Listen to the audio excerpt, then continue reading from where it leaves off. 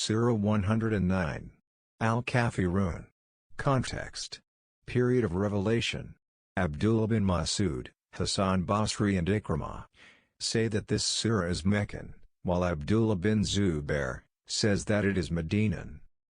Two different views have been reported from Abdullah bin Abbas and Qatada, first that it is Meccan and second that it is Medinan.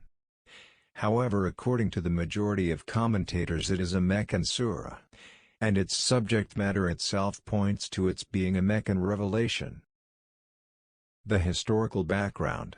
There was a time in Mecca, when although a storm of opposition had arisen in the pagan society of Quraysh against the message of Islam preached by the Prophet, yet the Quraysh chiefs had not yet lost hope that they would reach some sort of a compromise with him.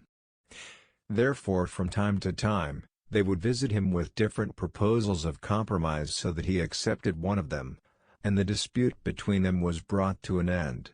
In this connection, different traditions have been related in the Hadith.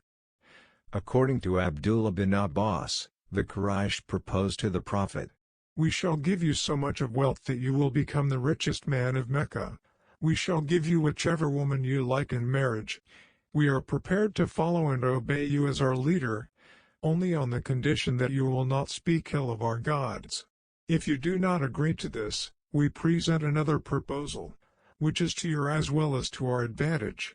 When the Prophet asked what it was, they said, "That if you would worship our gods, Lat and Uzza, for a year, we would worship your God for the same space of time." The Prophet said, "Wait a while, let me see what my Lord commands in this regard." Thereupon this surah was revealed in Surah 39, Az-Zumar, verse 64. "Say to them, ignorant people, do you bid me to worship others than God? As narrated by Ibn Jarir, Ibn Abi Hatim, Tabarani." According to another tradition from Ibn Abbas, the Quraysh said to the Prophet, "O Muhammad, if you kiss our gods, the idols, we shall worship your God." Thereupon, this surah was sent down. As narrated by Abd bin Humayd, Said bin Mina, the freed slave of Abu al-Bakhtari, has related that Walid bin Mughira, As bin Wail, Aswad bin al-Muttalib, and Umayyah bin Khalaf, met the Prophet and said to him, "O Muhammad, let us agree that we would worship your God, and you would worship our gods, and we would make you a partner in all our works. If what you have brought was better than what we possess, we would be partners in it with you, and have our share in it. And if what we possess is better than what you have brought, you would be partner in it with us, and have your share of it." At this God sent down this surah. As narrated by Ibn Jarir, Ibn Abi Hatim, Ibn Hisham also has related this incident in the surah. Wahab bin Munabbi has related that the people of Quraysh said to God's messenger, "If you like, we would enter your faith for a year and you would enter our faith for a year." As narrated by Abd bin Humayd and Ibn Abi Hatim. These traditions show that the Quraysh had proposed such things to the Prophet not once, in one sitting, but at different times and on different occasions, and there was a need that they should be given a definite, decisive reply so that their hope that he would come to terms with them on the principle of give and take was frustrated forever. The theme and subject matter. If the surah is read with this background in mind, one finds that it was not revealed to preach religious tolerance as some people of today seem to think, but it was revealed in order to exonerate the Muslims from the disbelievers' religion, their rites of worship, and their gods, and to express their total disgust and unconcern with them and to tell them that Islam and disbelief, kufr, had nothing in common, and there was no possibility of their being combined and mixed into one entity. Although it was addressed in the beginning to the disbelieving Quraysh, in response to their proposals of compromise, yet it is not confined to them only, but having made it a part of the Quran, God gave the Muslims the eternal teaching that they should exonerate themselves by word and deed from the creed of disbelief, kufr, wherever and in whatever form it be, and should declare without any reservation that they cannot make any compromise with the disbelievers in the matter of faith. That is why this surah continued to be recited when the people to whom it was addressed as a rejoinder had died and been forgotten, and those Muslims also continued to recite it who were disbelievers at the time it was revealed.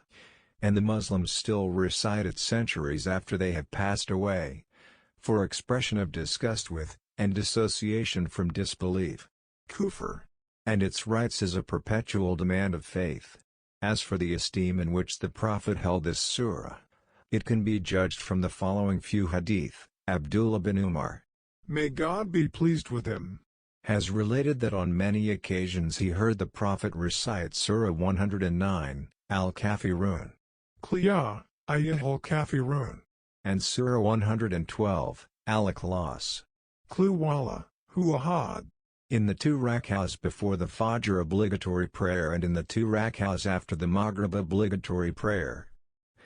Several traditions on this subject with a little variation in wording have been related by Imam Ahmad, Tirmizi, Nasai, Ibn Majah, Ibn Hibban, Ibn Marduyah from Ibn Umar.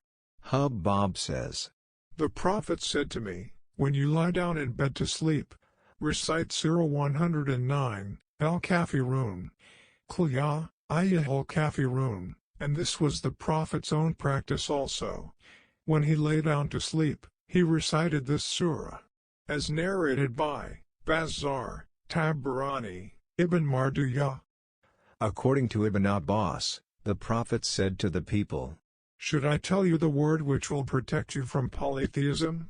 It is that you should recite Surah 109, al-Kafirun, Qul ya ayyuhal kafirun, when you go to bed, as narrated by Abu Ya'la, Tabarani. Anas says that the Prophet said to Mu'adh bin Jabal, recite Surah 109, al-Kafirun, Qul ya ayyuhal kafirun, at the time you go to bed. For this is immunity from polytheism, as narrated by Haki, in Ash-Shu'aib.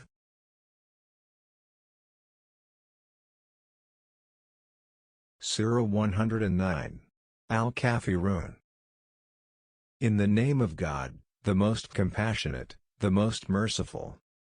Say, O disbelievers, I do not worship what you worship, nor are you worshippers of what I worship, nor will I be a worshipper of what you worship, nor will you be worshippers of what I worship. For you is your religion, and for me is my religion.